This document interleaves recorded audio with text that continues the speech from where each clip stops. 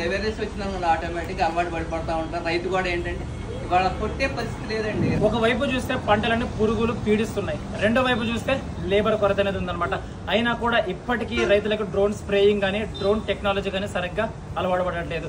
So మనం ఇప్పుడు ఈ ప్రశ్న గురించి భానుగారితో తెలుసుకుందాం అనమాట. మనం ఇక్కడ లేము ఎన్టీఆర్ డిస్టిక్ తిరువురు గ్రామం తిరువురు మండలంలో Nalla Gandhi fertilizers and pesticide shop లో ఉన్నాం అనమాట. నమస్కారం సార్ భానుగారు. సో భానుగారు కూడా మనకు లేబర్ కొరత ఉన్నా కూడా పురుగులు పంటలను బట్టి పీడిస్తున్నా కూడా రైతులు ఇప్పటికి ఎందుకు డ్రోన్ స్ప్రేయింగ్ అనేది చేసుకోవట్లేదు అంటారు మీ దృష్టిలో? అవేర్నెస్ లేదు ఫస్ట్ పాయింట్ ఏంటంటే ఇప్పుడు అవేర్నెస్ వచ్చిన ఆటోమేటిక్ అలవాటు పడిపోతా ఉంటారు. రైతు కూడా ఏంటంటే ఇవాళ కొట్టే పరిస్థితి లేదండి. రైతుకి కంపల్సరీ కావాలి డ్రోన్. ఓకే, డ్రోన్ ఇప్పుడు ఇంపార్టెంట్ ఆడ ఫస్ట్ పాయింట్.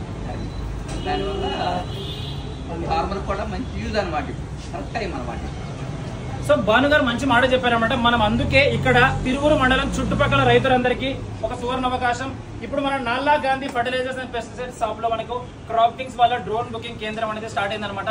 మీరు భానుగారి దగ్గరికి రావచ్చు. ఇక్కడికి వస్తే భరత్ గారు కూడా కూర్చుంటారు, భానుగారు కూడా కూర్చుంటారు.